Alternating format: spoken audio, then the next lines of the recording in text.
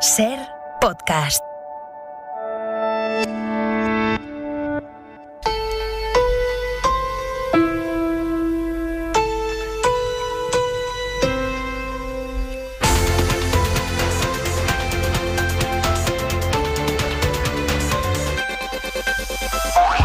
Otra vez estamos en vísperas de unos días festivos y otra vez con el corazón encogido porque la maldita curva vuelve a subir, muy poco a poco, pero siempre al alza. Hoy ya tenemos a Madrid, País Vasco y Navarra por encima de los 200 casos por cada 100.000 habitantes, además de Ceuta y Melilla que siguen en cabeza. Y las ansias de normalidad, los deseos de encontrarnos con los seres queridos, la necesidad de cambio que todos sentimos, chocan con las restricciones, pero chocan sobre todo con la realidad, con la nuestra y con la de nuestro entorno, que está peor todavía. Francia tiene una incidencia por encima de 600. Italia y Alemania vuelven a tener cifras terribles de contagios y de muertes. Y de todo lo que se ha dicho hoy, nos quedamos con esta advertencia un poco aterradora que ha hecho Angela Merkel. Estamos en una nueva pandemia. Lo siento mucho, pero esta mutación es más agresiva, más infecciosa y en gran medida más mortal. El factor R ha subido hasta 1 y estamos ahora de nuevo en una fase de crecimiento exponencial. Es aterrador y es cansado, pero la manera de atajarlo no ha cambiado nada. Sigue siendo la misma, aunque nos provoque fatiga. Evitar los lugares cerrados, ventilarlos, cumplir con la distancia, la mascarilla, reducir los contactos, la higiene de manos. No hay policía suficiente para que cada uno hagamos lo que tenemos que hacer también en Semana Santa. Y también las autoridades deben hacer lo que tienen que hacer. Mensajes claros y no contradictorios y a ver en qué queda el pulso que mantienen la Unión Europea y Reino Unido sobre las vacunas. A ver si consiguen acelerar el ritmo. Enseguida nos vamos a Bruselas porque en este momento está terminando la cumbre de líderes europeos. Pepa Bueno. En la cadena SER, hora 25.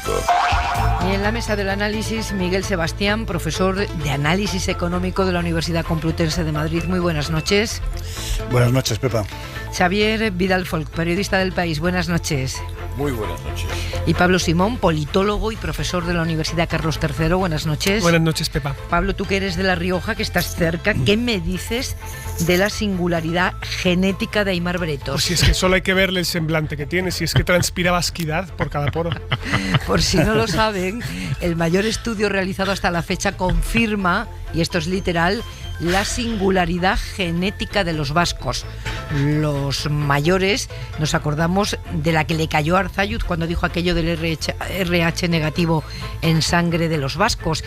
Y ahora resulta que es verdad. Bretos, ¿cómo te sientes?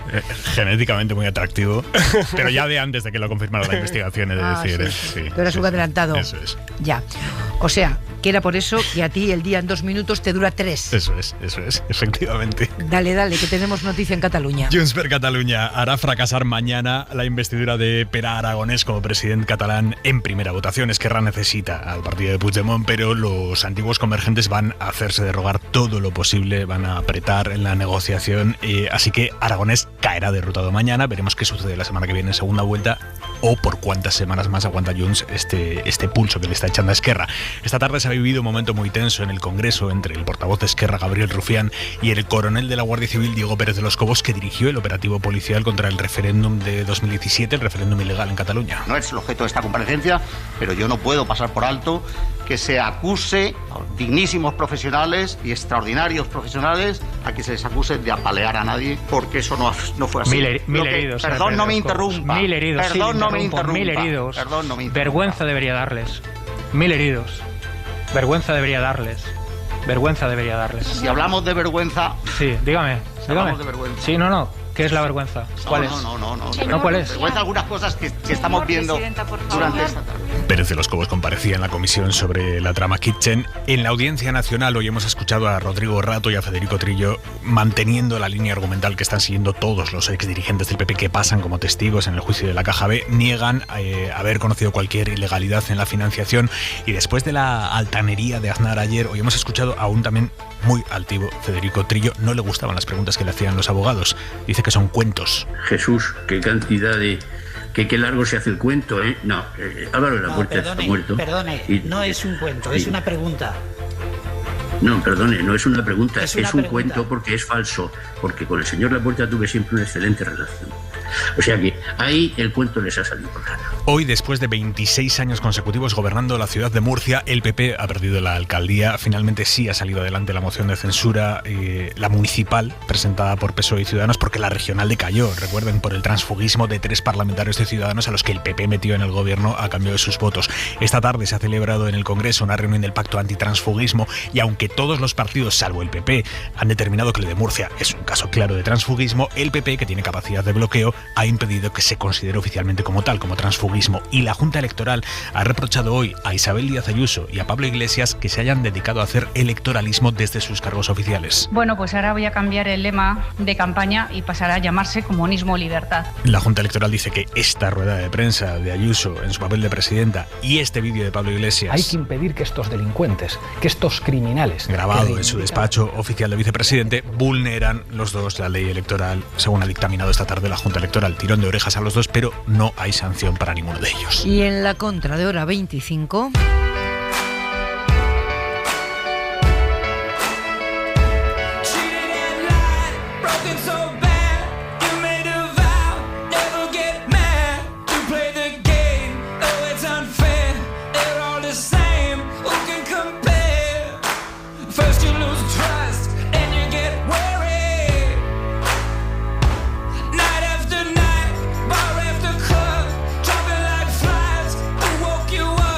Manuel Javois, buenas noches. ¿Qué tal? Buenas noches. Nos creíamos invencibles y este salvaje comienzo del siglo XXI nos enseña que un virus y un buque pueden paralizar el mundo. Tenemos el canal de Suez atascado, Javois, con un solo barco. Llevo todo el día con miedo a que sea cosa del capitán Schettino, el del Costa Concordia. me puedo morir si lo veo en cubierta. En mi galería de momentos mezquinos de la humanidad, ese hombre tiene un lugar de honor. Creo las últimas noticias que tengo de él es que está todavía encerrado. Bueno, la historia de la humanidad es muy compleja, pero afortunadamente, como vienes a decir, puede resumirse con unos cuantos mitos. Uno de mis preferidos siempre ha sido el de Aquiles, casi un dios invulnerable, invencible, salvo que acertases en su talón. Lecciones de esto muchas. Podemos convertir el comercio internacional en la espina dorsal de tantos modos de vida y de repente un buque en una mala maniobra manda siglos de historia de rutas marítimas a paseo. Tú acabas de citar el virus. Bueno, vamos un poco más lejos. Tocarnos se ha convertido en un arma letal. Hablarnos desde cerca, ya no te digo nada del sexo. Hay un mensaje un poco tramposo, voy a reducirlo a algo más literario, pero no es falso ese mensaje a esta humanidad del siglo XXI tan bien protegida. Un virus le ha dicho: si no queréis contagiaros, no os reproduzcáis. O mejor aún, yendo un poco más allá, si no queréis morir, no nazcáis. Yo entiendo que este contenido es muy delicado filosóficamente, pero me lo estaba pidiendo el cuerpo. Somos vulnerables, eso es malo, pero también somos conscientes, creo yo, de nuestra vulnerabilidad y aprendemos de eso, y eso me parece que es bueno y además es necesario.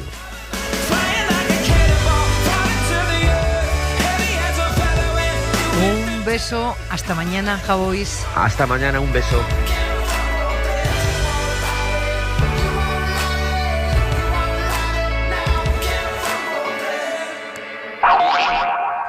Lo decíamos en la portada, la evolución de la pandemia empeora aquí en España y en buena parte de Europa, y es en este escenario en el que los líderes europeos han estado revisando desde primera hora de la tarde su estrategia de vacunación. Pero no solo querían acelerar el ritmo, también están en busca de un consenso para cerrar el grifo de las exportaciones en medio de las tensiones conocidas y la desconfianza con el gobierno de Reino Unido y con la farmacéutica AstraZeneca. Corresponsal comunitaria Griselda Pastor, buenas noches. Hola, muy buenas noches. La cumbre acaba de terminar. ¿Hay consenso por fin, Griselda?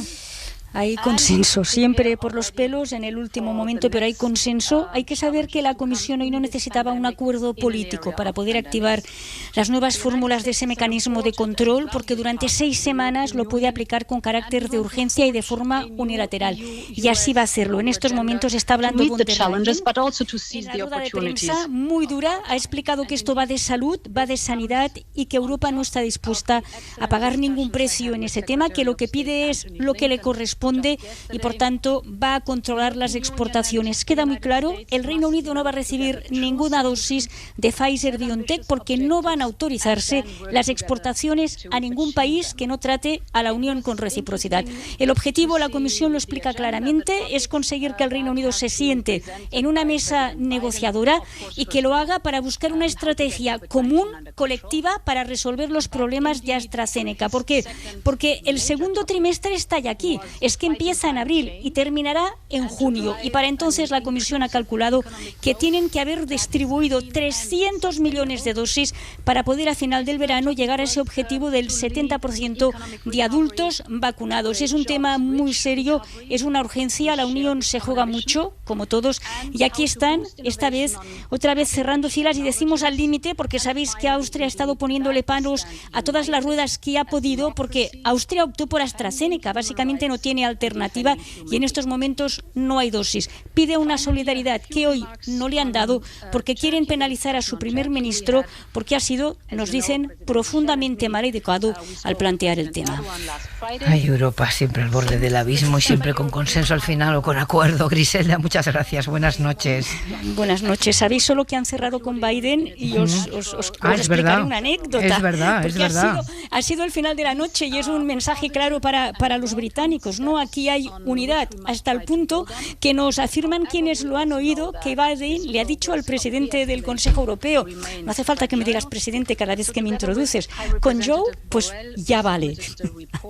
Familiaridad transatlántica. Familiaridad transatlántica saltándonos al Reino Unido, por lo que estoy viendo, ¿no? Así están. Buenas noches. Bueno, luego volvemos contigo por si hay cualquier novedad. Griselda, gracias. Hasta ahora. ¿Es esto lo que tiene que hacer la Unión Europea con el tema de las vacunas, Miguel? Yo creo que es más simbólico que efectivo, ¿no? Porque el problema no es, evidentemente, va a mejorar el suministro interno en la Unión si se prohíben las exportaciones, ¿no? Pero eso es el chocolate del loro. El problema es la fabricación y el acceso a vacunas, digamos, de Estados Unidos o de otros países, ¿no? Y es donde yo creo que la Unión Europea se tiene que decidir y se tiene que decidir pronto, ¿no? Y en el tema de la nueva pandemia de la que hablaba Merkel, es que es verdad que estamos en el centro y este de Europa, sobre todo también en Francia, por supuesto, en una situación que no habían estado desde hace muchos meses, ¿no? Países como Polonia, Chequia, la propia Hungría, está absolutamente fuera de madre. ¿Pero qué quiere decir con que esto es una nueva pandemia, Miguel? ¿Qué quiere decir con eso? Yo creo que se refiere a que no son capaces de controlar tan fácilmente como antes la variante que se supone que es la variante británica, ¿no? Pero es verdad que llevan semanas intentándolo y no consiguen bajar el ritmo de casos, ¿no? Pero en cambio en Francia, que está en una situación absolutamente desesperada, porque es que Francia ya ha adelantado al Reino Unido, cosa que nadie esperaba que pudiera adelantar Francia al Reino Unido como quinto país del mundo en casos, ¿no? En el club de los que tiene más de 4 millones de casos, nosotros tenemos 3 y pico. Ya lo ha adelantado, pero es que mañana o dentro de poco va a adelantar a Rusia, ¿no? Entonces va a ser el cuarto país del mundo, por supuesto el primero europeo en número de casos. La situación de Francia es absolutamente tremenda, ¿no? Y yo creo que no tienen capacidad de controlarlo. Y están haciendo restricciones muy severas. Quiero decir, sí. Claro, esto es lo que todos nos preguntamos. No lo controlan con unas restricciones muy severas. ¿Hasta qué punto son efectivas esas restricciones? Yo tengo realmente mis dudas, ¿no? Las restricciones sobre el papel son muy severas, pero yo no sé si luego el cumplimiento, digamos, de las restricciones es tan estricto como el que uno esperaría, ¿no? Yo me temo que en el caso de Francia no lo es, ¿no? Y la prueba lo tenemos con todos estos viajes que se supone que vienen con el PCR, pero a saber, ¿no? A Madrid, los franceses que están viniendo de juerga o de turismo cultural, según algunos, ¿no? De juerga, según la gran mayoría de los testigos, pues te demuestra que el ambiente, digamos, de una parte, por lo menos, de la sociedad francesa, no es de tomarse esto muy en serio, ¿no?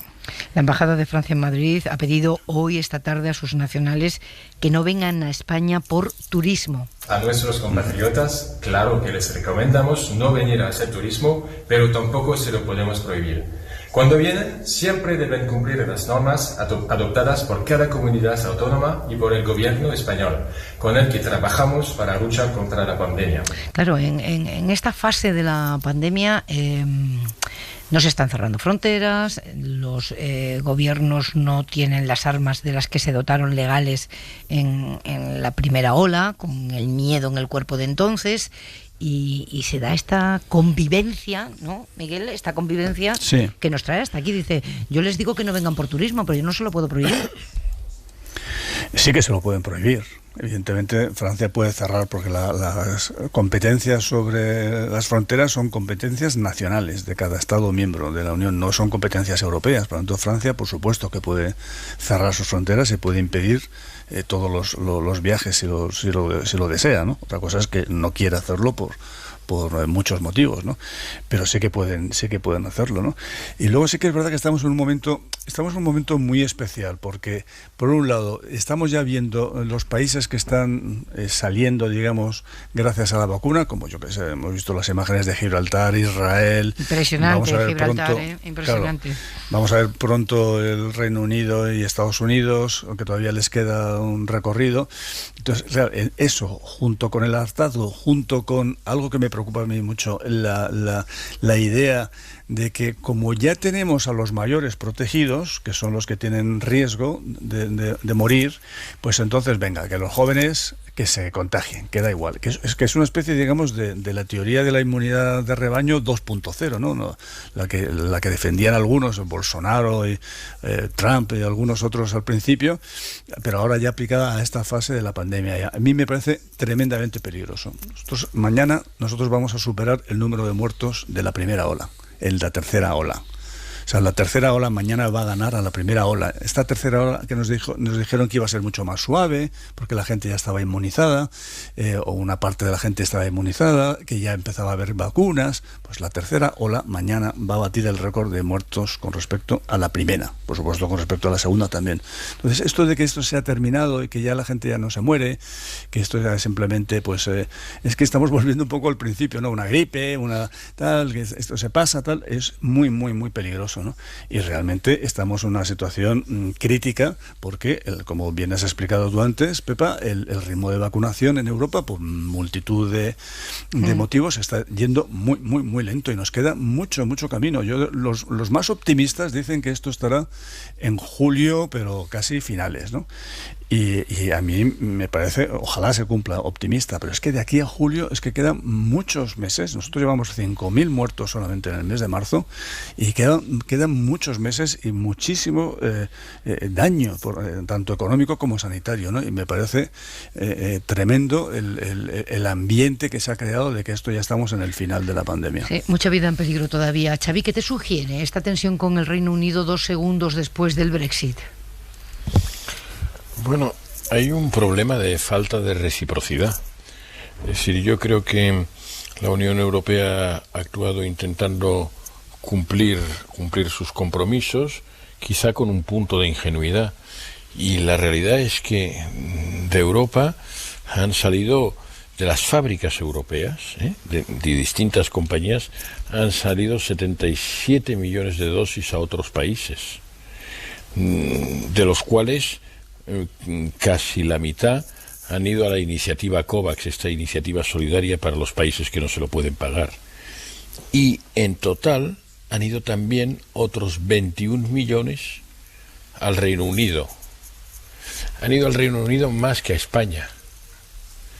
¿Por qué?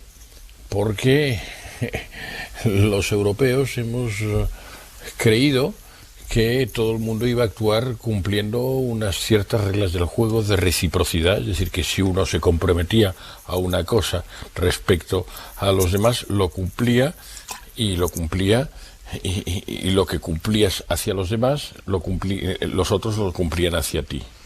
Bueno, no ha sido así. Por eso yo creo que es muy importante. Es decir, no es solo simbólico, porque claro, 21 millones de dosis al Reino Unido son más de las que han llegado a España. Atención, sí, pero 21 millones de dosis en una Europa de 400 millones de personas, pues es poco. Sí. 400 millones de personas que son 800 millones de dosis. Sí, pero son más de las que han llegado a España.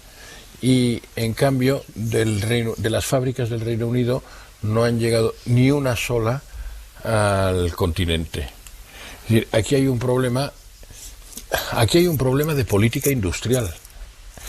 Miguel, tú sabes de eso mucho. Sí. Hay un problema de que hay un problema primero de competencias. Es decir, en sanidad, en política de salud, en política sanitaria, las competencias europeas de la Unión Europea son muy débiles.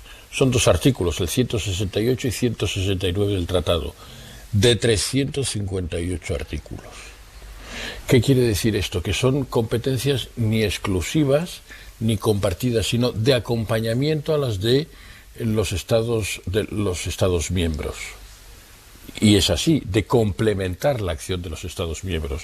Por tanto, la orientación europea de ¿en qué ha sido mejor que la del Reino Unido? Bueno, porque el Reino Unido no tiene que pagar a ninguna Bulgaria ni a ninguna Rumanía. En cambio, los europeos han hecho una cosa bastante interesante, que es decir, el señor de Dresde o de Colonia tiene exactamente los mismos derechos que el señor de Sofía o el señor de Belgrado, o la señora. ¿Qué quiere decir? Que hay una igualdad en todo el territorio. El Reino Unido no hay un problema de solidaridad.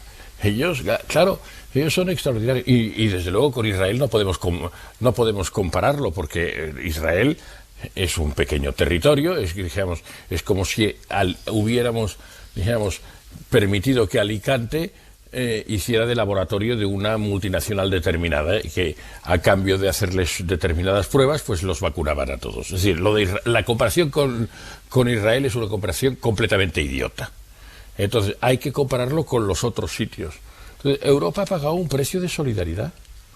Primero, ha pagado algunos errores también, ¿eh? No quiero ser bondadoso con los nuestros, ¿no?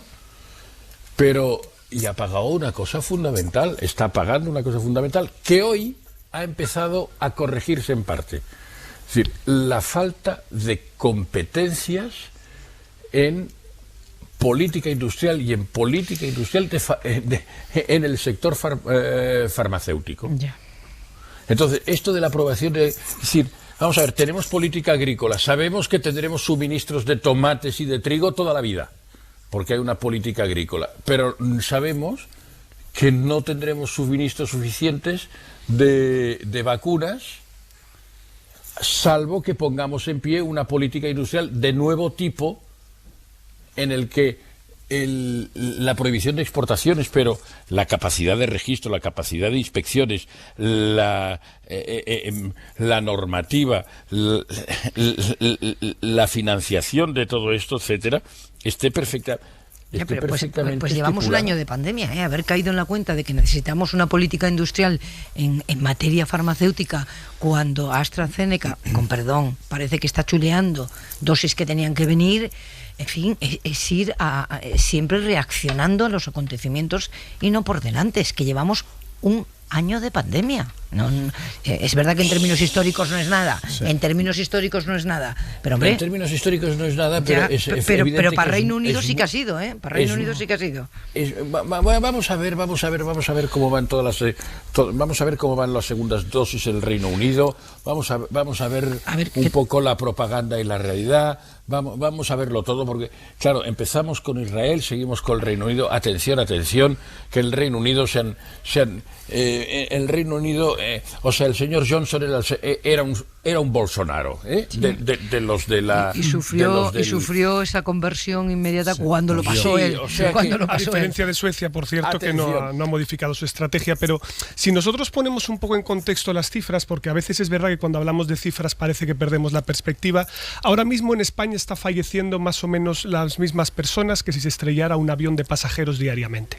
Lo digo para recordar de qué cifra de personas estamos hablando, cosa que coparía titulares si fuese así, pero que hemos normalizado de manera muy acelerada. Y yo creo que lo que estamos viendo con respecto a la Unión Europea, más allá de todas estas posiciones que ha enunciado también Emmanuel Macron en otras ocasiones, de autonomía estratégica, de que tenemos que hasta cierto punto desglobalizar parte de las cadenas mundiales de valor para producir bienes esenciales en el contexto europeo, yo creo que lo que estamos viendo aquí es la dificultad que tiene la Unión Europea para gestionar un bien público. Es decir, salir de esta pandemia todos a la vez tiene todos los dilemas y todos los problemas propios de gestionar un bien público. Si todos somos capaces de salir simultáneamente, la recuperación económica y la recuperación social será mayor. Pero hemos incurrido en al menos dos problemas o dos elementos que la Unión Europea no ha sido capaz de solucionar fácilmente. Primero, el coste burocrático. Es decir, la Agencia Europea del Medicamento, la certificación de muchas vacunas, la autorización de las mismas, ha sido más lenta, ha sido más garantista, es verdad, pero ha sido también más lenta que otros contextos, Reino Unido, Rusia, etcétera, que han empezado a vacunar mucho antes. Y los propios estados han apremiado incluso en ocasiones a estas agencias para que por favor corrieran más, porque no nos podemos permitir dilaciones. Os recuerdo que en el mes de diciembre se dieron 1 mes y medio de plazo para autorizar la vacuna de AstraZeneca. Justamente, y a lo mejor tendríamos que plantearnos que algo ha pasado mal por ahí, ¿no? Y ya estamos seguros también de que no estamos siendo capaces de generar algo que ya sé que va a sonar un poco extraño, pero que creo que es importante ponerlo también encima de la mesa, que es que las olas vayan acopladas. Es decir, lo que tenemos claro es que hay un desacople total en las olas de pandemia dentro de la Unión Europea, que esto genera una enorme dificultad de gestión, porque ya sabemos que la vacunación no está teniendo capacidad de abortar las cuartas olas, estamos viendo que ahora está pegando más duro en el centro, pero que si Italia ya está empezando a levantar, esto es porque probablemente España, que normalmente es bastante mimética en el proceso de transmisión, está yendo en la misma dirección, y esto genera costes suplementarios para la salida y la resolución de esta crisis. Y de nuevo, estamos hablando de coordinar a muchos estados diferentes, con intereses distintos, y hemos decidido coordinar esa estrategia. Coordinarla tiene el lado bueno de la gestión de ese bien público conjunto, pero al mismo tiempo genera este tipo de fricciones y de problemas, estos costes de eficiencia. Sí, conviene recordar lo que sería... Y conviene recordar lo que sería de todos y cada uno de nosotros si fuéramos por libre, que sería un desastre. No hubiéramos visto una vacuna, ¿no? Seguro, no hubiéramos visto. El problema es que no tenemos stocks, ¿no? De vacunación. No hubiéramos visto una vacuna si hubiéramos ido por libres en la Unión Europea. Sí, Miguel. Eso seguramente es verdad, pero volviendo un poco al principio, Xavi dice, tenemos una política agraria común, correcto, tenemos una política comercial común, correcto, pero no tenemos una política industrial europea. Y esto es la gran laguna, y algunos venimos pidiéndola desde hace muchos años. No hay política industrial europea. Y esto se ha notado. Entonces, ¿cuál ha sido la consecuencia de tener la política comercial común? Que se ha negociado un buen precio.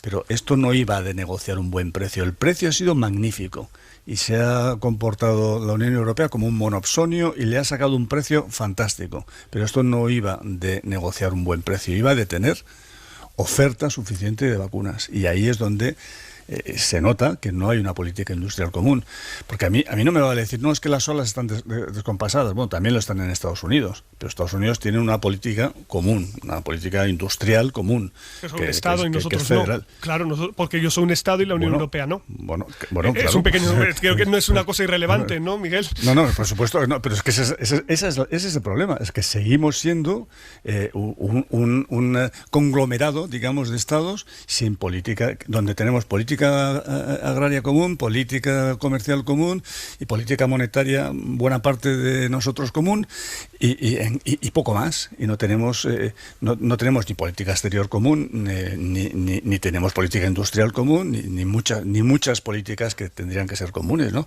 Y esto se nota en la pandemia, ¿no? Porque todos los países han tenido, digamos, la misma información sobre las vacunas disponibles, por decirlo así, por parte de los científicos de la ciencia. Y ha habido países como Estados Unidos que han sabido ponerse a fabricar esas vacunas, y Europa no. Europa, la única vacuna que tiene propia europea es la AstraZeneca, y hay que ver el papelón que está haciendo la propia Unión Europea con su propia vacuna. Y a mí no me digas que Alemania no ha sido toda la vida una potencia en industria farmacéutica. ¿Y dónde está la vacuna alemana? ¿Dónde está? O la francesa. Tenemos una vacuna que es británico-sueca, que es la AstraZeneca, y todo lo demás viene o bien de América o bien la rusa y la china, ¿no? Entonces, realmente yo creo que esto es un fracaso de política industrial, de ser incapaces en todos estos meses de lanzar una buena producción europea de una vacuna, digamos, que sea de la cual que sea efectiva y que sea y que haya una oferta suficiente para los europeos y, bueno, incluso para exportar a otros países. A mí que se exporte a otros países no me importa. Por tanto, Miguel, entonces no estamos ante un fracaso de la Unión Europea, sino un fracaso de la no Europa. De allá donde no hay suficiente Europa, no llegamos, porque hemos visto que allá donde hay suficiente Europa, como en el tema económico, de política económica más global, la reacción, digamos, ante la recesión del plan de reconversión, el plan de recuperación fue verdaderamente importante. La política monetaria reaccionó de forma importante, pero no, tenemos ahora el agujero y donde hemos fracasado los europeos es en que nuestra estructura política, que es común, que es la Unión Europea, no tiene competencias suficientes en política industrial y particularmente en el tema sanitario. Entonces, ¿qué quiere decir esto? Quiere decir que aquí tenemos, digamos, al mismo tiempo que algunos errores y algunos fallos, efectivamente, en este caso, bastante imponderables, porque cuando no tienes todas las competencias, pues cualquier imponderable se convierte en un fallo. Tenemos la ocasión de rellenar esto. ¿Y qué quiere decir esto? Quiere decir, por ejemplo, que podemos abordar un mercado único digital, podemos abordar la revolución digital en la que, junto con la revolución verde, son nuestros grandes retos para los próximos años, sin tener una política industrial y sin tener, por ejemplo, una política sobre qué hacemos con los suministros básicos. Ahora tenemos el tema del litio y las tierras raras, todas estas cuestiones un poco curiosas, pero que digamos que son básicas para la industria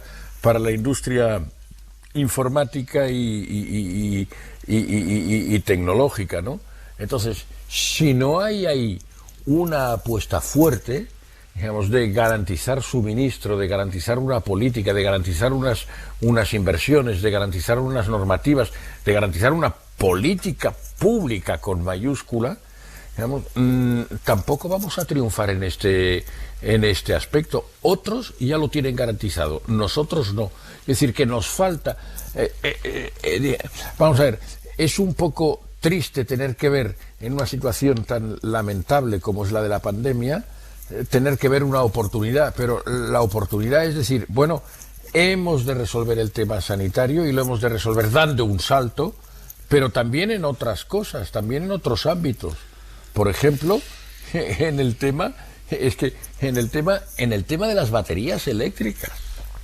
Es decir, no tenemos la suficiente y la discusión que se ha armado aquí en España sobre esta cuestión, no tenemos un enfoque claro sobre esta cuestión, y hay que tenerlo. Otros lo tienen y ya tienen sus suministros, nosotros no los tenemos para las baterías eléctricas del automóvil. Quiero decir, hay que hacer una reflexión muy importante, y no solo una reflexión, sino propuestas rápidas de política industrial, no en el sentido que a veces se entiende superproteccionista y de sí, de no ir a remolque, Xavi, de no ir a remolque de los acontecimientos, de no ir por detrás, de no ir por detrás de los acontecimientos, que eso es lo que nos está pasando. Nos faltan instrumentos. Es decir, en algunas cosas lo hemos hecho muy bien y en esta, que es muy importante, pues hemos cometido muchos errores, o nuestras instituciones han cometido muchos errores, y seguramente era muy difícil no cometerlos. ¿Por qué? Porque no tenían todos los instrumentos. Démosles todos los instrumentos. El problema no es de Europa, sino de falta de Europa, de insuficiencia europea. Sí, y de que Europa responda cuando llegan los desafíos, que esté ahí cuando llegan los desafíos. Vamos a hacer una pausa. Hora 25, con Pepa Bueno. Y también con Pablo Simón, Miguel Sebastián y Xavi Vidal Folk. El Congreso ha convalidado hoy el decreto ley con las ayudas directas a las empresas por valor de 7.000 millones de euros. Lo ha defendido la vicepresidenta económica, Calviño. El Gobierno ha desplegado desde el primer momento una importante red de seguridad que equivale al 20% del PIB en 2020. Gracias a esta respuesta decidida de apoyo a las empresas, de una eficacia y magnitud señalada por la Comisión Europea como de las más relevantes de la Unión, hemos preservado en buenas condiciones el tejido productivo para tener así una base sólida sobre la que apoyar la recuperación ya a partir de este año. Sacarlo adelante no le ha ahorrado al Gobierno críticas generalizadas no solo de la oposición, sino de los partidos que habitualmente sostienen su mayoría parlamentaria e incluso de uno de los dos socios de la coalición de Unidas Podemos. ¿Y qué dicen? Pues que dicen todos que las ayudas llegan tardísimo y que son insuficientes. El resultado de la votación es ilustrativo, ha recibido el respaldo de 177 diputados, 50 votos en contra y 113 abstenciones. Los partidos que se han abstenido, PP, Ciudadanos, PNV, PDeCAT, subrayan que lo han hecho por responsabilidad porque todos coinciden en que sí, desde luego, hacen falta esas ayudas directas. Y de todo el caudal de palabras escuchado en la Cámara, vamos a rescatar estas palabras de la diputada del PNV, Idoia Sagastizábal. Se queja de lo tarde que llegan las ayudas que van a tener que implementar las comunidades y pone como ejemplo lo que se ha tardado en hacer efectivas las que han concedido las diputaciones forales. Un decreto que todo el mundo esperaba como agua de mayo y que se ha convertido en un jarro de agua fría para la mayoría. Un decreto, como tantos otros, que regula una batería de ayudas con las que podemos estar de acuerdo, pero sin embargo que en cuanto a las ayudas directas ni son claras ni se adaptan a la realidad de cada territorio. Y rescatamos también las palabras del portavoz de uno de los dos partidos del Gobierno, de Pablo Echenique, que sin mencionarla expresamente se ha referido a la vicepresidenta Calviño. No ha sido fácil llegar hasta aquí, básicamente porque se ha reproducido el intenso debate de siempre en el seno del Gobierno de coalición. De un lado, aquellos dentro del Gobierno que quieren volver lo antes posible a la mal llamada austeridad y recelan de cualquier aumento en la inversión pública. Del otro lado, aquellos cabezones dentro del Gobierno que insistimos en que la austeridad no solo fue cruel con los más débiles, sino además una receta económica fracasada. Miguel Sebastián, toda la Cámara menos el PSOE cree que llegan tardísimo estas ayudas directas, con el añadido de la dificultad de implementación por parte de las comunidades autónomas. A mí, del decreto ley convalidado, lo que más me preocupa, que espero que se cambie en el proceso de tramitación como proyecto de ley, que es lo que viene después, es la condición que se pone de que las empresas tengan beneficio positivo, base imponible positiva, en el año 2019 para recibir la ayuda. Es decir, una empresa que no haya tenido beneficios en el año 19, a lo mejor porque era una empresa nueva o porque era una empresa que había hecho un esfuerzo inversor muy grande, no va a recibir la ayuda. Y yo creo que esto se tiene que cambiar en la tramitación. Ojalá la tramitación no sea lenta, porque entonces sí que llegaría tarde, ¿no? Si el dinero llegara ya, hombre, es un poco tarde, pero estamos todavía a tiempo, ¿no? Además, además es una cantidad importante, 7.000 millones no es poco, ¿eh? De hecho, los sectores afectados pedían, que siempre se pide un poco de más, ¿no?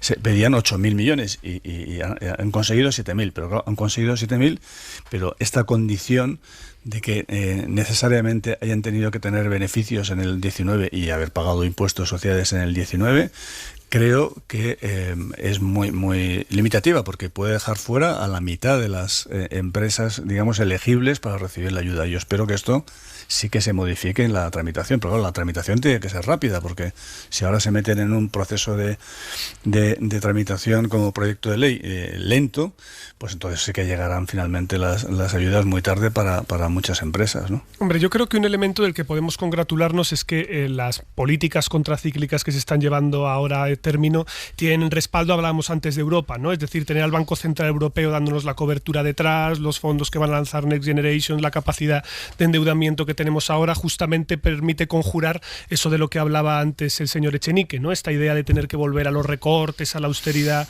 y a una crisis más severa. Yo creo que esto es positivo y creo que hay acuerdo.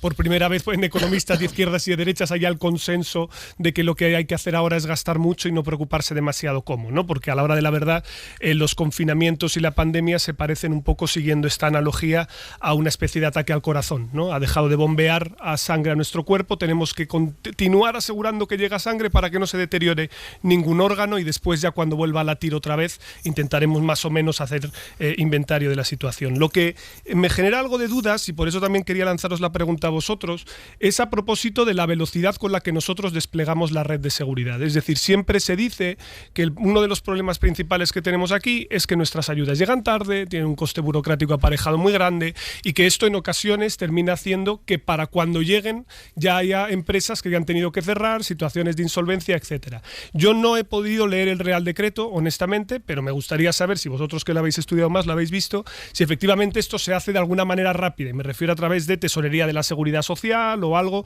porque muchas veces la gente piensa que cuando hablamos de ayudas directas es simplemente que cogen y te dan un cheque y ya está. No saben que a veces es quitarte impuestos que tú pagas a la Seguridad Social, que es una forma de ayuda directa también, ¿no? Xavi. Y tengo dudas sobre esto. Xavi. Vamos a ver. ¿Nos ponemos de acuerdo sobre lo que quiere decir ayudas directas e indirectas? Porque esto es lo fundamental. Es decir, estamos hablando de ayudas directas, de todas aquellas que son, digamos, subsidios sin reembolso. ¿De acuerdo? Uh-huh. Sí. En cambio, ayudas indirectas son todos aquellos que son avales, créditos y garantías, ¿vale? Uh-huh. Entonces, ayudas directas no es que sean ayudas directas a las empresas, sino que son ayudas que salen del presupuesto directamente. Pero los créditos, avales y garantías, sin salir directamente del presupuesto, saliendo a veces del ICO, de otras instituciones, van directamente a las empresas. Es decir, hemos de examinar lo que ha pasado en 2020. En 2020, España ha sido la que ha dado las ayudas a las empresas. No directamente del presupuesto, pero directamente de otras instituciones, con mayor intensidad y con mayor velocidad de todos. Es decir, estamos hablando de una cuestión conceptual. Claro, no son subsidios, hay que devolverlas, pero al empresario que tiene un problema, sobre todo en el primer año de la pandemia, ¿qué le interesa? Nivelar su tesorería, conseguir liquidez, resistir. Luego, si tiene que devolverlo o no devolverlo, ya se negociará, ya se reestructurará, ya no sé qué.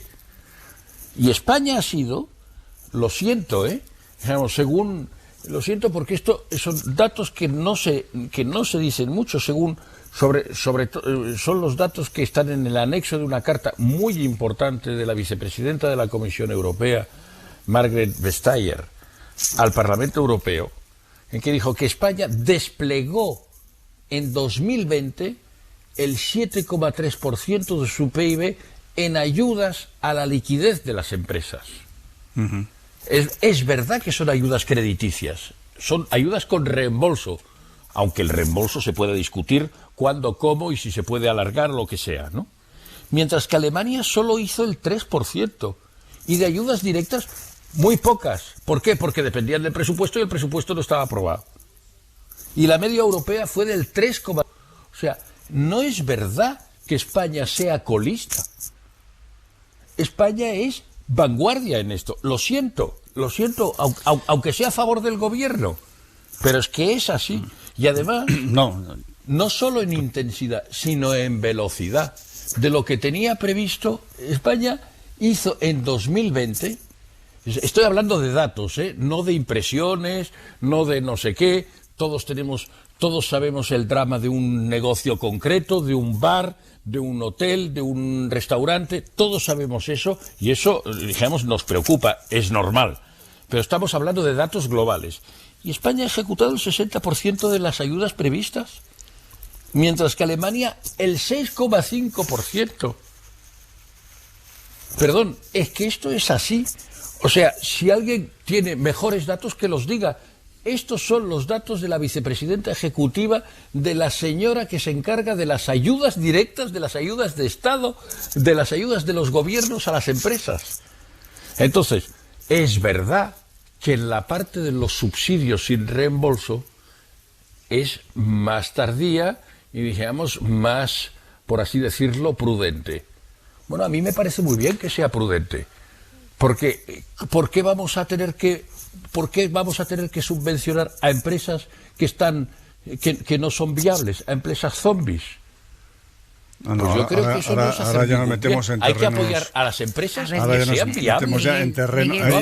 Nos metemos en terrenos más pantanosos. Vamos a ver, yo el 14 de febrero escribí un artículo que se llamaba Ayudas directas para frenar el COVID, y ahí es verdad lo que dice Xavi, que si miramos los préstamos avalados a empresas en porcentaje del PIB, España es el tercer país, empatado con Francia, casi el 15% del PIB en este tipo de ayudas, ¿no? El problema en cambio, en medidas que tengan impacto presupuestario, es decir, las ayudas directas, digamos, estábamos en la cola, ¿no?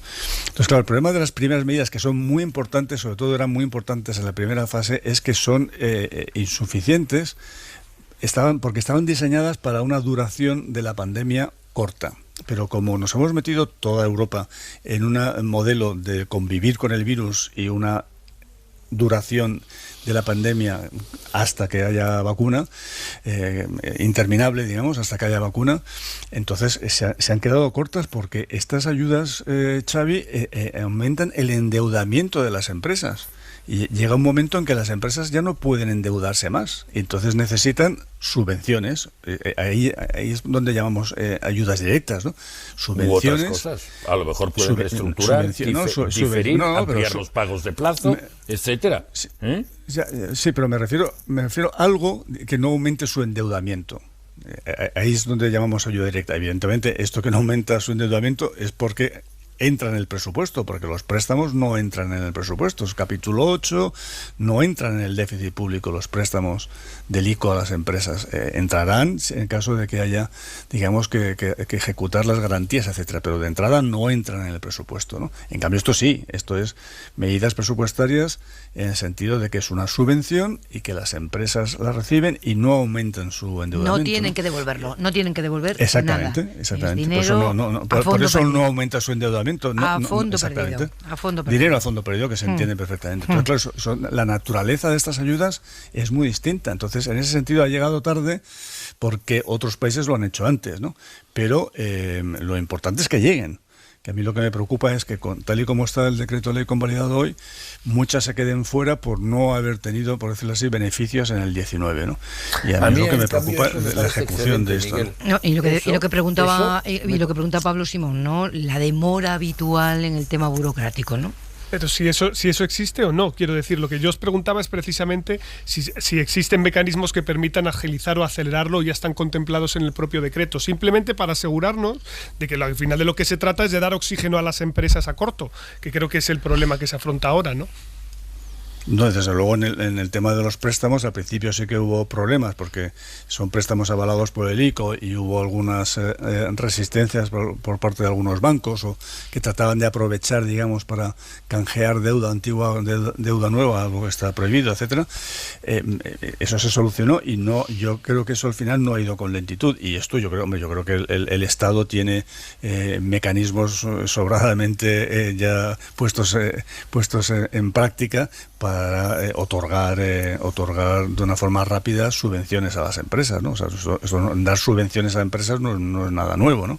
Pero otra cosa es que realmente en el control que se haga de qué empresa es elegible o no, han puesto una lista de los sectores susceptibles de recibir la ayuda, que son los sectores afectados por las medidas. Bueno, pues esto yo creo que todo el mundo lo ha dado por bueno, ¿no?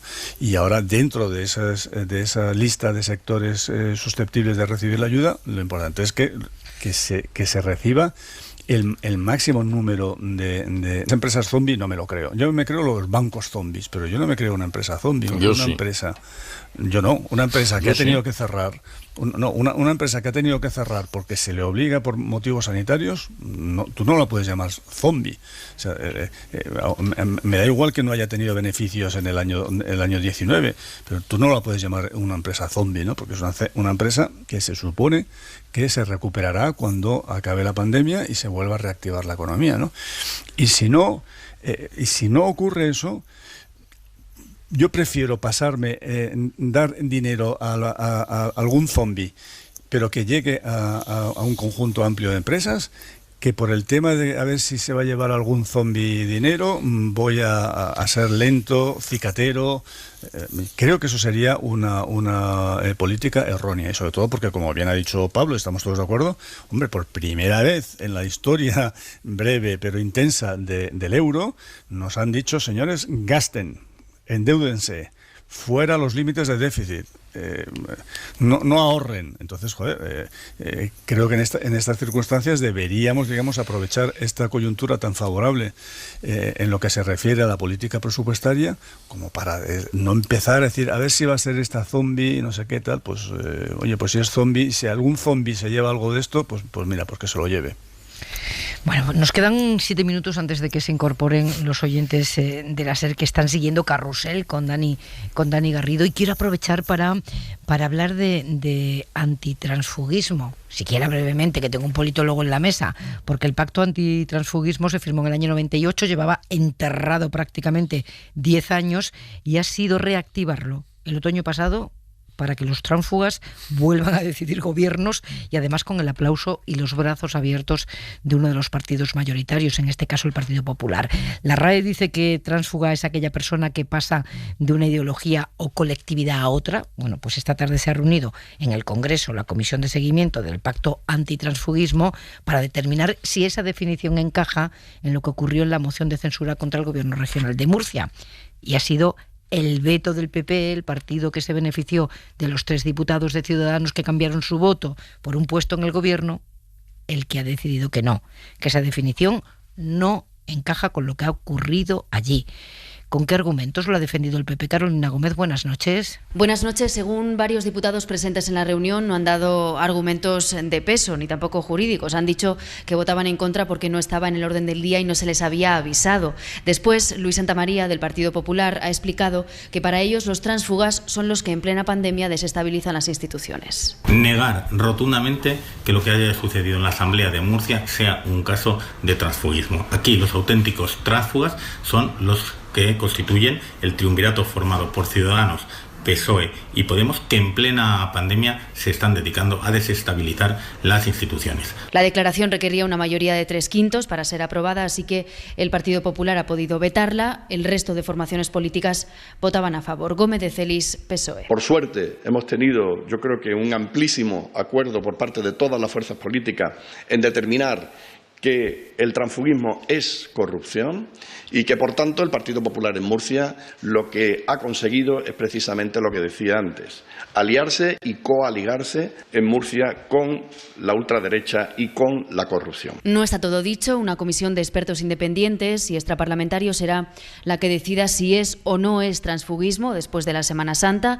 El pacto, por cierto, en estos momentos está firmado por 15 partidos políticos y entre ellos no está la ultraderecha de Vox. A ver, politólogo, vamos a aclarar esto porque se aclara rápido, ¿eh? Nos quedan 4 minutos. Vamos a ver, nos llenamos de comisiones, de herramientas para tratar de que la democracia funcione mejor, y cuando se ponen en marcha las comisiones, las herramientas, llega un partido y veta. Y lo bloquea. Y eso que es un caso clarísimo, canónico de transfugismo, lo que hemos visto aquí. Por una razón muy sencilla, porque más allá de que digan que esto es equivalente a casos de corrupción, esto a mi juicio tiene una gravedad casi mayor, que es hurtar la voluntad de los votantes en un sistema democrático. Porque nosotros tenemos un sistema democrático parlamentario con listas cerradas y bloqueadas. Entonces, para que los partidos sean representativos, es decir, para que estén pendientes de nuestras necesidades, nosotros tenemos que poder premiarlos y castigarlos en las urnas. Y la pregunta es, ¿en nuestro sistema con listas cerradas y bloqueadas yo puedo premiar o castigar a un diputado? ¿Verdad que no puedo? No. ¿Verdad que el titular de ese escaño, por lo tanto, es ese diputado que está ahí merced del proceso interno del partido? Y por lo tanto le corresponde al partido interpretar a través de sus organismos internos que ellos quieran cuál es la voluntad de los votantes, ya sea las direcciones, ya sea porque hace una consulta a la militancia, ya sea porque se reúnen los diputados y lo pactan, lo que sea. Al final lo que termina viendo es que son los mandatos en nuestro sistema, los partidos políticos los que los tienen que interpretar, y al hurtarse de esta manera esa voluntad popular, lo que nos tenemos es que hay un diputado individual que está a merced de no sabemos muy bien quién en esa lista, quien se arroga a interpretar lo que la gente quiso votar cuando puso la papeleta en la que estaba su nombre cuando probablemente nadie le conocía. Lo más justo que se tenía que haber hecho en la región de Murcia, a mi juicio, es convocar elecciones. Si estamos en una situación en la cual se rompe un grupo parlamentario, hay caso de transfugismo evidente y tenemos que ya no existe una mayoría para poder gobernar, devolvamos a los ciudadanos la patata, que sean ellos los que voten a los partidos en función de la política de alianzas que ellos defiendan y que se presenten esos tránsfugas, si quieren, en su propia lista en las elecciones. Pero había quien decía estos días, analistas, que interpretaban que como Ciudadanos es un partido que está en un proceso de implosión, no se puede llamar estrictamente tránsfuga al que se van en este momento de Ciudadanos, porque es un partido que se está deshaciendo. Pero es que Toni Cantó se puede marchar y no hay ningún problema porque él no tiene un escaño. Él no es un representante parlamentario en una lista. La diputada de Ciudadanos, que presentó su dimisión porque no estaba de acuerdo en el Congreso de los Diputados, obró bien. Obró de acuerdo a la lógica de la representación democrática. Yo no estoy de acuerdo con cómo funciona, yo cojo y dejo mi escaño. Aquí no. Aquí te estás apropiando de algo más grave. Imaginemos que esto se vuelve algo habitual. Pongo un ejemplo a los oyentes. Imaginaos que ahora de repente, después del 10 de noviembre, cuando Pedro Sánchez dijo que jamás pactaría con Pablo Iglesias y de repente a los 3 días aparece dándose un abrazo y llegando a un pacto, dicen los diputados del PSOE que ellos no se presentaron a un programa electoral, a las elecciones, diciendo que iban a pactar con Pablo Iglesias, sino todo lo contrario. Y la mitad del grupo parlamentario se parte. ¿Verdad que esto no tendría ningún tipo de sentido? ¿Verdad que tiene que hacerse una interpretación política de los mandatos? ¿Verdad que las direcciones de los partidos juegan un papel? Si queréis, cambiamos las reglas. Desbloqueamos las listas, las abrimos, cambiamos el sistema, lo que se quiera, pero con las reglas vigentes que tenemos ahora, el escaño es titularidad de los partidos, a ellos les corresponde interpretar la voluntad del votante. O sea que no hay ninguna duda de que yo lo veo blanco y en botella. De la misma manera que la moción de censura en Murcia, en el ayuntamiento, que ha salido hoy adelante, es un mecanismo perfectamente democrático. Legítimo y democrático. No hay ningún tipo de problema. Otra cosa es que consideremos que políticamente está mejor o peor justificado.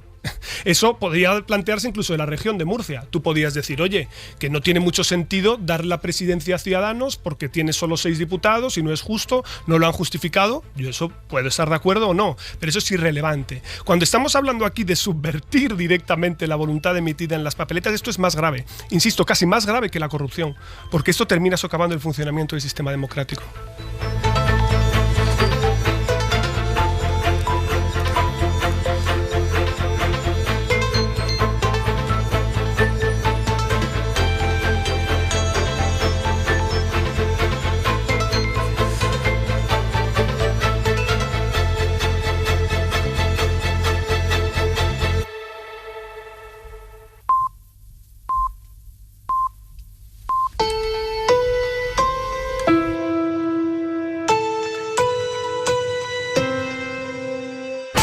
En la cadena SER,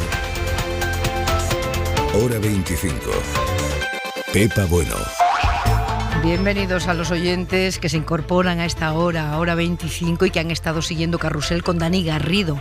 El partido de la selección española contra Grecia, que ha quedado en empate a 1. Pues aquí estamos, los de Hora 25. Les venimos contando esta noche que los líderes europeos han estado reunidos toda la tarde, y hace solo una hora, al borde de las 10, en el último momento ha llegado el consenso. Bruselas va a controlar las exportaciones de vacunas fuera de Europa para asegurarse que los países de la Unión tienen dosis suficientes, y además para forzar al Reino Unido a sentarse a negociar y a ver si así se solucionan los problemas con AstraZeneca. Griselda Pastor, hola de nuevo. Hola, muy buenas noches. Aquí comienza así una nueva estrategia europea. La Comisión, que no necesitaba el acuerdo político, podrá prohibir, si quiere, exportaciones de cualquier farmacéutica al Reino Unido, a la espera que el gobierno británico acepte negociar una estrategia común para resolver el problema de AstraZeneca. Estamos escuchando a la presidenta de la Comisión subrayando que la clave de todo está en la vacunación para la que en el segundo trimestre de este año esperan 300 millones de dosis, y hay que decir que el segundo trimestre empieza la semana que viene. Griselda, buenas noches. Buenas noches. Con Pablo Simón, con Miguel Sebastián y Xavi Vidal-Folk seguimos enseguida en el análisis.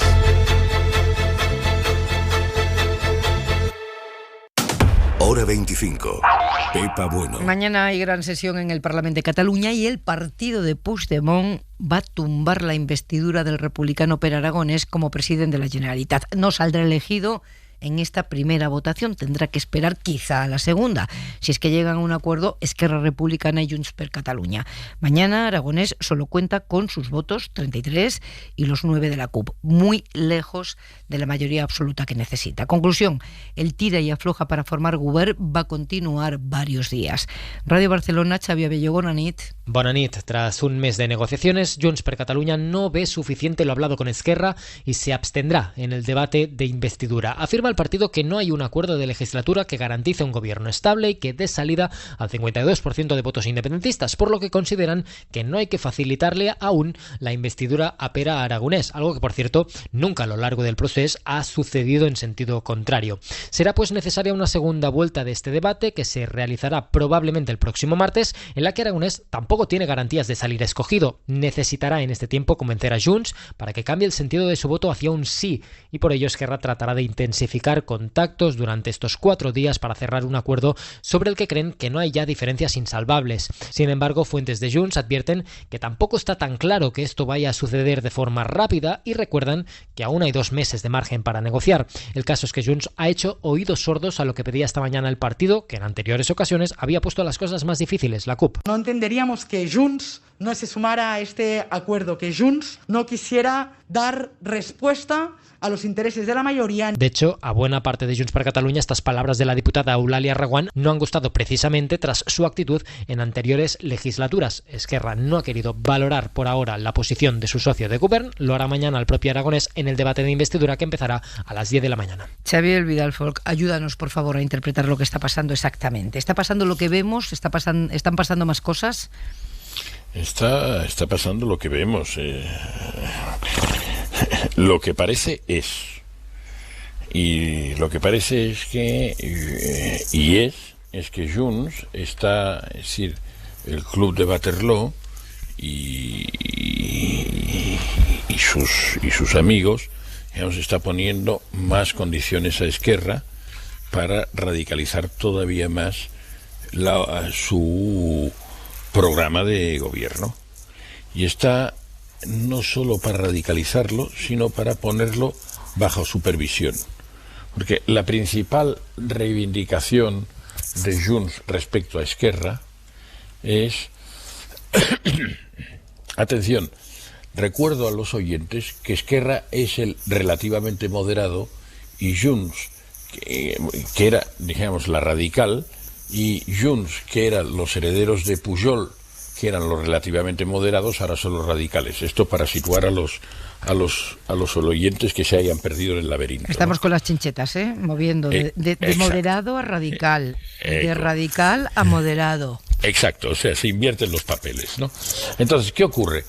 que la principal pretensión de Puigdemont y de Laura Borràs, que son las cabezas visibles de Junts, es que el gobierno de la Generalitat que presida Aragonés, que al final le darán los votos, porque aquí hay un tema de supervivencia y de reparto de poltronas. O sea, eso no tiene duda, ¿no? Eso no tiene duda. Yo creo que tiene poca duda. Vale, o sea, habrá gobierno independentista al final. Yo creo que lo habrá, digamos, con qué condiciones, y en las condiciones todavía podemos empeorar mucho, y ahora digo por qué vamos a empeorar. Es decir, la condición de Junts es que el Consell de la República, que es una cosa, digamos, un poco, en fin, curiosa, un poco una sfumatura, que dirían los italianos, una cosa un poco telúrica o fantasmagórica que existe, que en el fondo es el control del señor Puigdemont de la política independentista, tenga poderes de supervisión sobre el gobierno de la Generalitat. El Consell de la República, el Consejo de la República, no existe como organismo formal, como institución votada por los catalanes, no está en la Constitución, no está en el Estatuto, no está en ninguna ley. Es una cosa informal. Entonces, esto es lo que pretenden. Fundamentalmente es esto lo que pretenden, es decir, que Aragonés rinda cuentas a Puigdemont. Y rinda cuentas, sobre todo, no a Puigdemont en tanto que tal, a Puigdemont en tanto que representante, digamos, de la línea. O sea, otro presidente más con poder vicario, ¿no? Delegado. Otra vez. Entonces, ¿qué quiere decir esto? Si ahí cede Aragonés, digamos, va a empeorar muchísimo un acuerdo que ya es francamente discutible. Voy a intentar ser muy suave diciéndolo. Es decir, es el preacuerdo que ha hecho con la CUP, que ha sido una cierta habilidad táctica por parte de Esquerra, es decir, bueno, vamos a pactar con los antisistema, porque así los que se presume que son los del sistema, que son los herederos de Pujol, es decir, Laura Borràs y Puigdemont, que son los herederos de Pujol, pues estos, digamos, al final acabarán entrando si nosotros pactamos con los antisistema. Bueno, pero es que han hecho un pacto que es verdaderamente, digamos, todo lo contrario de un pacto de estabilidad, de un pacto de legislatura, de un pacto de dar seguridad jurídica. ¿Por qué? Porque dicen, oiga, a mitad de legislatura, en 2 años, moción de confianza. Y luego, el punto central en las relaciones Cataluña y con el conjunto de España, que es la mesa de diálogo que Esquerra siempre ha defendido, bueno, al cabo de 2 años también lo reconsideramos, y si no hemos avanzado mucho, pues lo cerramos. Vamos, poder vicario dependiendo desde Waterloo, y además por 2 años. No se acostumbre usted a legislatura de 4, que esto es mucho tiempo, y el tiempo político ahora es muy volátil. De todas maneras, pensad que si alguien puede tener incentivos para una repetición electoral es Junts. O sea, Junts es justamente los que no les importaría nada el arrastrar otra vez a Cataluña una repetición, porque saben que pueden intentar arañar esos 70.000 votos del PDeCAT que se quedaron sin representación e intentar optar otra vez a encabezar el bloque independentista. Pero aquí estamos viendo, creo yo... Sí, perdón, Xavi, dime. No, perdón, siempre que no se les pueda imputar que son los culpables. Claro. Justo, esto es. Justo, porque aquí de lo que hablamos es de un juego de judo, ¿no? Es decir, vas a utilizar la fuerza de tu rival para intentar tirarlo a la lona. Y lo que estamos viendo es que, de un lado, Esquerra y la CUP tratan de hacerle la envolvente, asumiendo que este va a ser un gobierno enormemente inestable, aunque tenga los números en el Parlamento. Es decir, aunque tienen los números para una legislatura larga, no van a querer agotarla, pues justamente por eso la cuestión de confianza y la envolvente que le hacen a Junts. Y Junts lo que quiere es más marcar territorio, y lo piensa marcar sobre todo porque lo que les interesa es llevar a Esquerra a un escenario de la mayor confrontación posible, porque tenemos un escenario por delante también en el que se va a discutir de los indultos, se va a discutir de la reforma del Código Penal, veremos lo que dura la legislatura también en España. Si Ciudadanos está en proceso de descomposición, Esquerra es el único pivote que le queda al gobierno de coalición para aguantar. Por lo tanto, ellos están jugando su carta también por ahí. Y entonces, Pablo, ¿no te parece que Esquerra vuelve a la pubertad de los años 30? En el sentido de ellos tienen que emanciparse, les cuesta mucho, Xavi.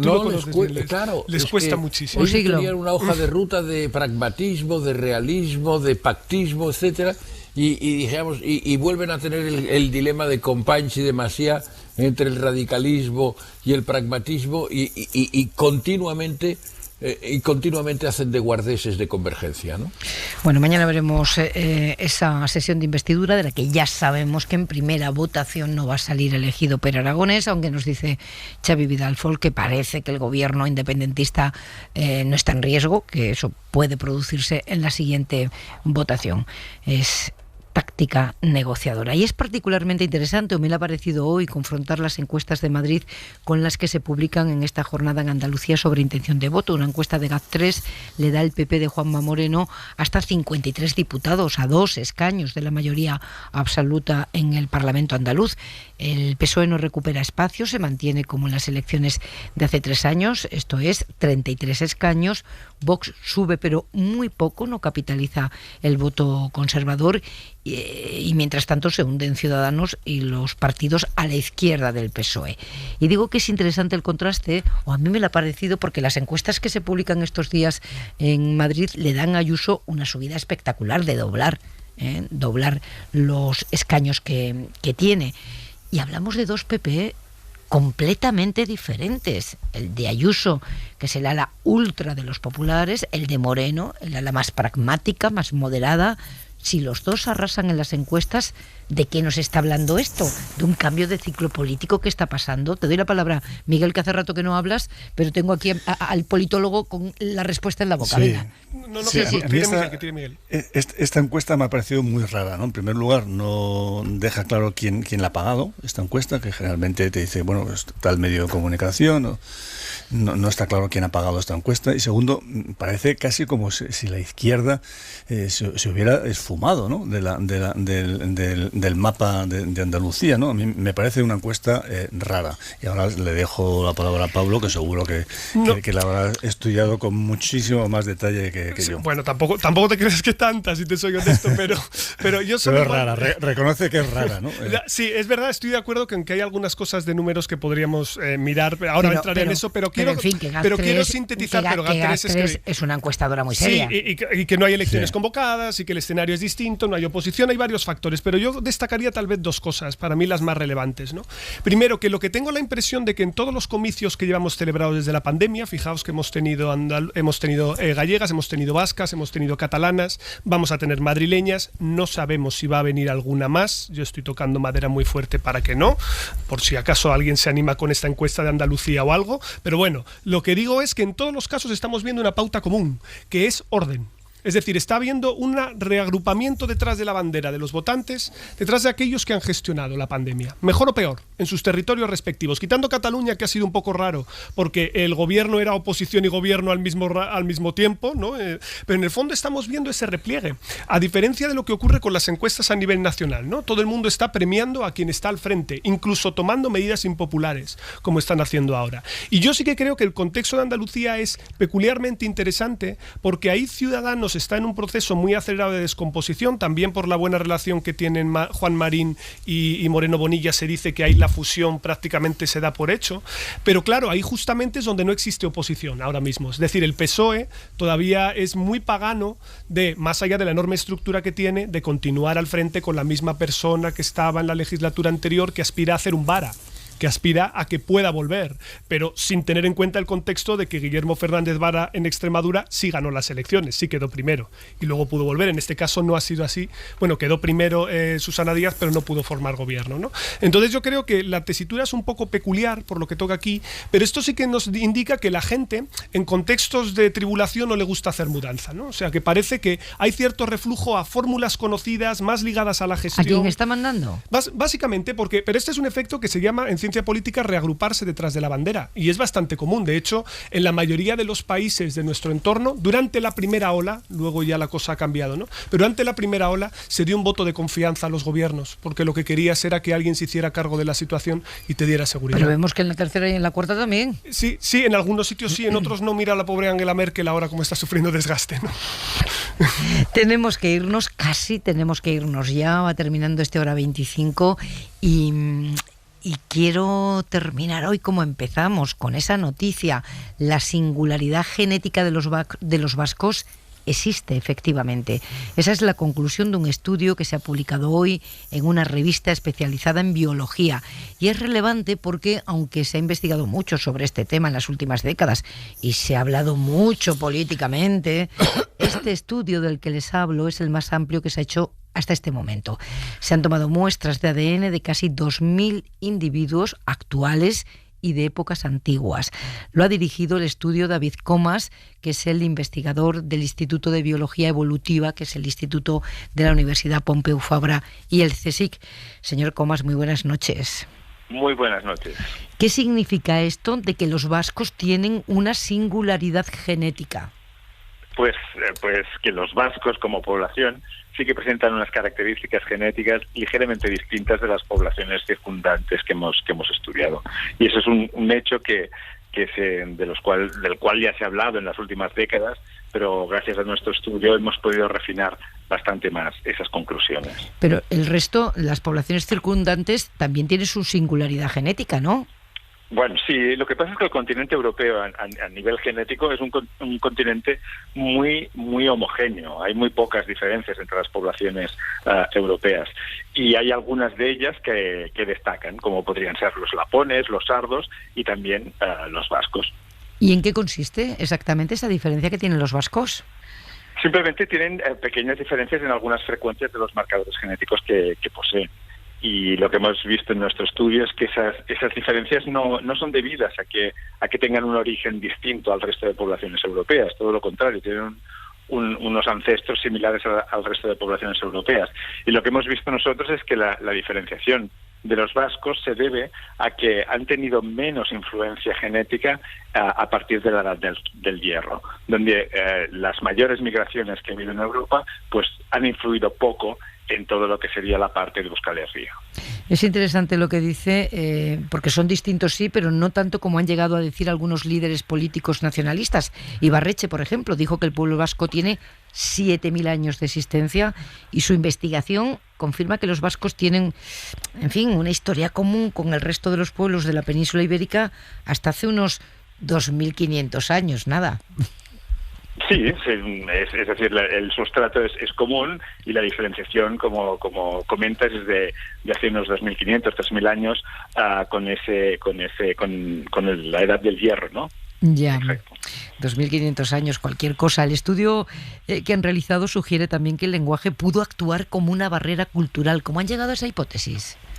Bueno, porque lo que hemos visto es que el sustrato genético es similar a la de poblaciones vecinas y que tiene ese sustrato antiguo, paleolítico, neolítico y otras migraciones, pero lo que vemos es que las poblaciones vascas no tienen movimientos migratorios posteriores, no están influenciadas por movimientos migratorios posteriores como pueden ser pues la romanización o la ocupación de la península, por ejemplo, desde el norte de África. Y eso es lo que singulariza al pueblo vasco.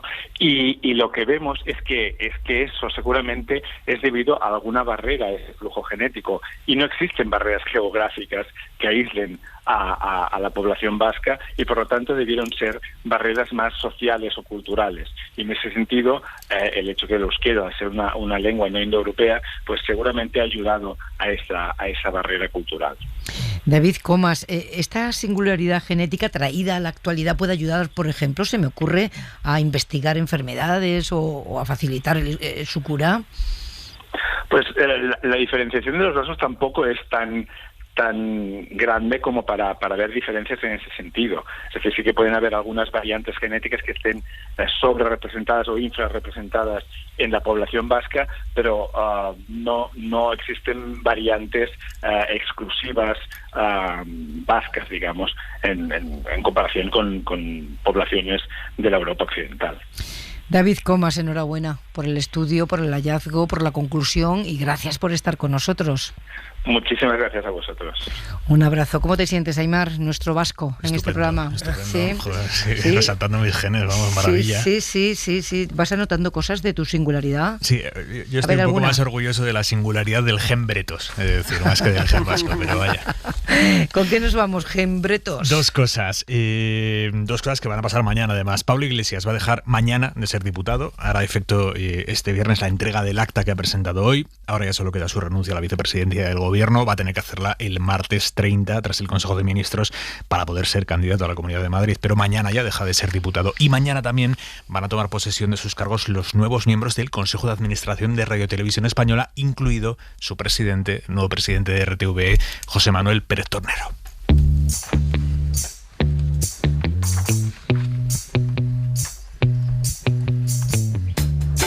What you drinking? Rum or whiskey? Now won't you have a double with me? I'm sorry I'm a little late. I got your message by the way. I'm calling in sick today. So let's go round for old time's sake. I'll never forget you. Buen descanso el que lo tenga en Semana Santa y en cualquier caso una alegría teneros aquí. Pablo Simón, Miguel Sebastián, Xavi Vidal Folk, muchas gracias, un beso. Gracias, un abrazo, cuidas mucho. Lo intentaremos. Un beso a todos. Un beso, lo intentaremos, lo de ser felices, que descansen hasta mañana.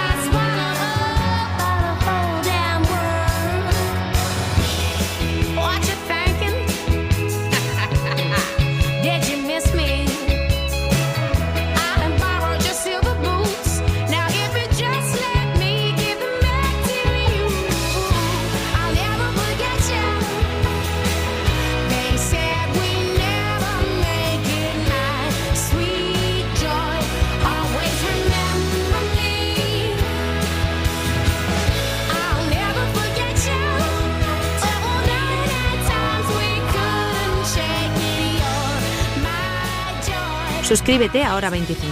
Todos los episodios y contenidos adicionales en la app de Cadena Ser y en nuestros canales de Apple Podcast, Spotify, iVoox, Google Podcast y YouTube. Escúchanos en directo en la Ser de lunes a viernes a las 8 de la tarde.